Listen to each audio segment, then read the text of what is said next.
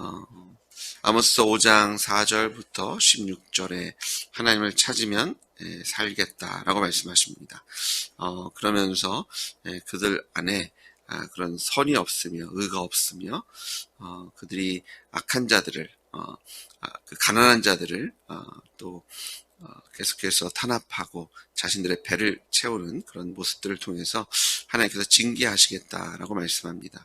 어쩌면 아모스의 이런 말씀을 들은 사람들의 반응이 아모스가 생각했던 그런 회개의 모습이 아니라 오히려 무슨 소리입니까? 우리가 이렇게 절기 때마다 모여서 하나님께서 우리에게 명령하신 제사로 또 예배로 또 우리의 살찐 것들을 하나님께 드리고 있는데 왜 우리가 징계받아야 합니까? 라고 반문했을지 모르겠습니다. 계속해서 아모스 선지자는 18절을 보니까 화 있을진저 하나님의 진노가 이곳에 있을 것이다. 너희들의 말에 여호와의 날을 사모한다라고 얘기하고 여호와의 날이 임하면 하나님께 우리를 이렇게 높이실 것이고 구원하실 것이고 우리가 하나님의 그런 잔치에 참여할 것이다 라고 얘기한다. 하지만 실제 그 여호와의 날은 너희들이 생각하는 그런 날이 아니라 오히려 너희들에게 어둠이 있는 하나님의 징계와 또 심판에 있는 날일 것이다 라고 말씀하고 있는 것을 보게 됩니다. 이 여호와의 날은요, 이 당시에 지금도 물론 우리가 갖고 있는 그런 종말론적인 주님 다시 오시면 여호와 하나님께서 심판하실 그때에 하나님께서 이 거룩한 하나님의 백성들을 높이실 것이다. 구원하실 것이다. 그 하나님의 영광에 동참케 하실 것을 기대하는 그런 신앙이었을 겁니다. 아모스 선지자는 너희들이 갖고 있는 그런 마지막 날에 대한 생각들이 잘못됐다. 근데 무엇이 잘못됐냐면 아마 이스라엘 백성들은 자신들은 하나님께서 영접해 주실 거고 하나님께서 칭찬하실 거고 하나님의 영광에 동참하는 그 천국 쪽에 있을 겁니다. 라고 생각했다면 너희들은 그곳에 있는 것이 아니라 오히려 심판의 쪽에, 지옥의 쪽에, 하나님의 징계의 쪽에 빛이 아니라 어둠 속에 서 있다라고 얘기하고 있는 것을 보게 됩니다. 그래서 마치 이스라엘의 모습이 19절에 보니까 마치 사람이 사자를 피하다가 곰을 만나거나 혹은 집에 들어가 손을 벽에 대었다가 뱀에게 물린 것도다. 전혀 예상치 못했던 뭐 이런 일이 있을 수 있을까라고 생각하는, 그리고 집에 들어가면 이제 지친 하루 일과를 쭉 마무리하고 집에서는 평안하고 쉬고 또 사랑하는 가족들과 이런저런 시간으로 아름답게 살 거다, 좋은 시간을 보낼 거다라고 기대하고 들어갔지만 뱀에게 물리고 정말 어려운 문제들이 있어서 이것들을 다 해결하고 자 이것만 넘어가면 괜찮을 거야 라고 생각했는데 그것 못지않은 또 다른 문제가 기다리고 있는, 전혀 상상하지 못한 일을 당하게 될 것이다. 그것이 이스라엘 백성들은 여호와의 날, 하나님께서 우리를 영접해 주실 거, 하나님께 우리를 칭찬하실 거다. 우리는 하나님의 백성, 하나님의 나라를 누리겠다라고 생각하지만 전혀 상상하지 못했던 그런 일들이 일어날 것에 대해서 계속 말씀하고 있죠. 20절에 여호와의 날은 빛 없는 어둠이 아니냐, 빛남 없는 캄캄함이 아니냐. 너희들이 생각하기에 너희들은 빛으로 가고 너희들은 그런 화려한 하나님의 영접, 하나님께 우리를 환영해 주실 거라고 생각하지만 어둠이며 심판이 기다리고 있을 것에 대해서 선포하고 있는 것을 보게 됩니다. 잘못된 신학을 갖고 있었던 사람들, 자신들의 삶과는 전혀 동떨어져서 자신들이 하나님께서 명령했던 그런 모세오경에 드러난 그런 율법을 뭐 하나도 떨어뜨리지 않고 정말 낱말 하나하나까지 다 지키고 있었기 때문에 어쩌면 나든 괜찮다. 우리는 하나님의 백성입니다. 우리는 하나님의 나라에 동참하게 될 겁니다. 라고 생각하고 있던 사람들에게 그런 형식적인 예배와 그런 종교적인 그런 하나님을 섬기는 것을 하나님께서 원하시는 것이 아니라 오히려 그것은 가증하다라고 말씀하고 있는 것을 보게 되죠. 21절부터 24절에 이제 그것에 실제적으로 하나님께서 왜 여호와의 날이 이들에게 빛의 날이 아니라 어둠의 날이 되는지 설명해 주고 계시는데요. 21절을 보면 내가 너희 절기들을 미워하며 멸시하며 이스라엘 백성들은 우리가 하나님 께서 명령하신 대로 절기와 월삭과 매 달 드려야 되는 것, 또 하나님께서 명령하신 것을 하나도 우리가 지키지 않는 것이 없는데 무슨 얘기입니까? 하니까 오히려 하나님께서는 내가 너희들의 절기를 미워한다. 그리고 미워하시는 정도가 아니라 내가 멸시하고요. 너희 성회들을 기뻐하지 아니한다. 너희들이 함께 모여 나의 이름을 부르고 어쩌면 할렐루야 외치고 출애굽에 우리를 출애굽시키신 하나님, 우리를 통치하신 하나님을 손을 들고 찬양할지라도 눈물을 흘리며 기도할지라도 내가 그 예배를 기뻐하지 아니하고 너희들이 모이는 그 절기를 내가 미워할 정도가 아니라 아주 멸시하고 있다라고 말씀하시죠. 그 이유를 보니까요, 22절에 너희가 내게 번제나 소제를 드릴지라도 내가 받지 아니할 것이요 너희의 살찐 희생의 화목제를 내가 돌아보지 아니하리라. 번제나 소제를 드리는데 하나님께 이것을 받으실 수 없다라고 말씀하시고요. 살찐 희생의 화목제입니다.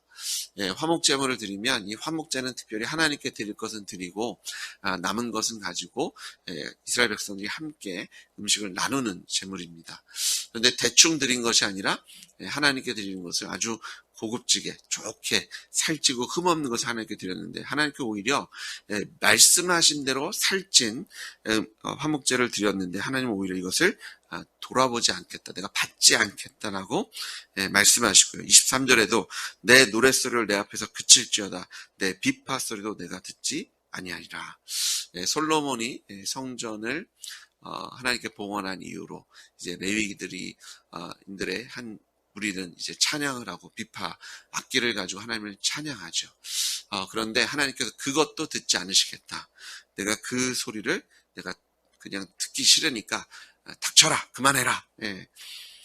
음악 소리도 멈춰라. 지금 이스라엘 드렸던 그 제사의 모습은 상당히 발전된 성막에서 드렸을 때와는 전혀 차이가 날 정도로 더 고급스러워졌고 악기나 음악이나 또 찬송, 시나 이런 것들은 더 풍성해졌으며 제사를 드리는 그런 모습들도 아주 살찐 것들로 좋은 것들로 하나님께서 명령하신 것대로 하나하나 다 주님 하나님께 드렸던, 근데 하나님께서 오히려 그것을 받지 않으시겠다라고 말씀하십니다. 그 이유가 24절 오직 정의를 물같이 공의를 마르지 않는 강같이 흐르게 할지어다.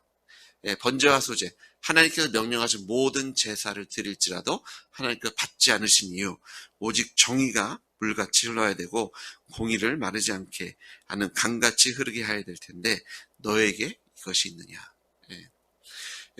주일이 되면 절기가 되면 다 예루살렘에 모여서 성전에 모여서 하나님을 예배하고 찬양하고 하나님께서 명령하신 것은 정말 하나하나 다 따져가면서 사소한 것 하나까지 다 지키고 있지만 하나님 오히려 그것을 받지 않으시는 이유, 말뿐인, 그리고 그때뿐인, 모였을 때만 거룩한 척하고 실제의 삶은 정의도 없고 공의도 없는. 자, 하나님은 정의의 하나님이신 줄 믿습니다. 또 하나님은 사랑의 하나님이신 줄 믿습니다. 그 하나님을 믿고 예배한다면 우리의 삶에 하나님의 정의와 공의와 사랑이 드러나야 되는 줄 믿습니다. 너무나 마땅하고 당연한 겁니다. 근데 실제 삶 속에서는요, 공의도 없고 정의도 없고 하나님의 사랑도 없는, 근데 하나님께서 실제 원하시는 것은 하나님의 정의와 공의가 물같이, 강에 흐르는 물같이 마르지 않으며, 그리고 정말 그 힘 있는 물이 지형을 바꾸는 것처럼 그렇게 내려오는 그런 물, 그리고 마르지 않고요.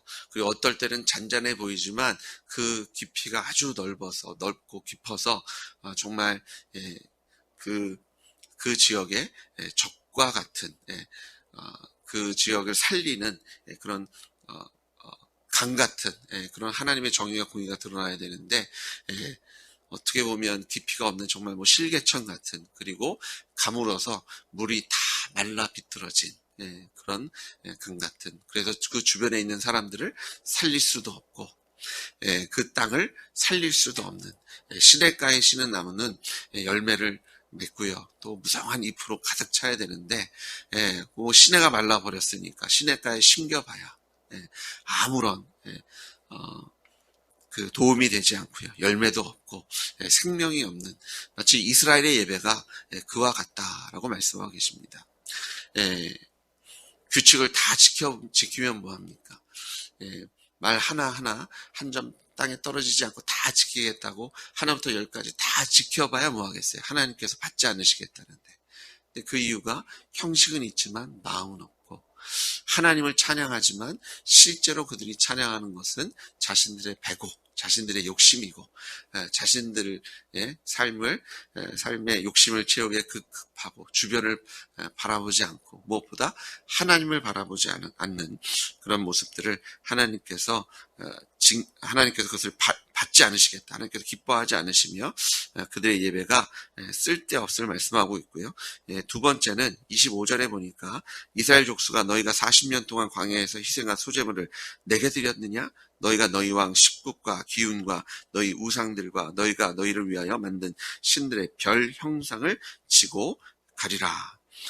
식국과 기운은 우상의 그런 이방신의 이름으로 알려져 있고요. 어떤 학자는 이것이 아수르의 전쟁의 신, 식국이라고 얘기하고요. 또한 아수르가 믿었던 신 중에 이제 기운이라는 신이 있고, 그들이 별의 형상, 별의 이름을 딴 그런 신들이다라고 얘기하는 학자들도 있습니다. 정확하진 않지만 이방 나라의 그런 우상들을 너희가 섬기지 않았느냐. 너희들은 나를 섬긴다라고 얘기했지만 실제로는 우상을 섬기고 있었다. 그들이 종교적인 형식에 매달려 있었고요. 형식은 있지만, 경건의 모양은 있지만 경건의 능력은 없었고요. 또한 너희들은 나를 예배한다고 하지만 실제 너희들은 우상 숭배를 하고 있었지 않느냐. 이 두 가지 이유 때문에 하나님께서 이스라엘의 절기 때 드려진 제사와 또 예배와 찬양을 받지 않으시겠다고 말씀하시며, 27절에 너희를 다메섹 밖으로 사로잡히게 하리라. 하나님께서 그들을 흩으시겠다, 전쟁으로 심판하시겠다라고 말씀하시고, 이것이 하나님께서 하신 말씀이다라고 선언하고 계십니다. 그 누구도 반박할 수 없도록 너희들의 말에, 너희들의 신학에 여호와의 날이 임하면 하나님께 우리를 구원하실 거라고 얘기하지만, 그날은 너희들을 위한 날이 아니라 너희들이 심판받는 날이다. 무슨 말씀입니까? 우리가 이렇게 절기 때마다 이런 예배를 드리고 하나님께 이런 희생을 드리고 있고 이런 헌신을 드리고 있고, 우리가 주일 예배를 빠진 적이 없고 11조를 빼뜨린 적이 없고, 하나님께서 명령하신 것은 하나도 땅에 떨어뜨리지 않고 하나부터 열까지 다 지켰는데, 근데 너희들이 형식만 있잖아요. 너희들의 마음은 어디에 있었느냐? 너희들은 나를 섬긴다고 했지만 우상을 섬긴 거 아니냐? 우상은 뭐예요? 내가 주인 된 거잖아요. 너희들은 너를 섬기지 않았느냐. 너희들의 욕심으로 움직였고, 너희들이 잘 먹고 잘 살려고, 너희들이 정말 나를 사랑했고 나를 섬겼다면 나는 정의와 공의의 하나님이고 사랑의 하나님인데, 근데 너희들의 땅에, 너희들의 나라에, 너희들의 가정에 정의가 있느냐, 공의가 있느냐, 하나님의 사랑이 드러나고 있느냐라고 말씀하고 있는 것을 우리가 보게 됩니다. 하나님께서 계속해서 선지자를 통해서 말씀하고 있지만 그 말씀을 듣지 못했던 사람들에게 하나님께서는 오히려 더 정확하게, 또 아주 날카롭게 하나님께서 듣지 못하는 자들의 눈을 억지로 띄우고 계시고요. 닫힌 귀를 뚫어버리고 계시고, 그들의 완악한 마음을 하나님께서 직접 손대고 계시는 그런 하나님의 말씀을 듣게 됩니다.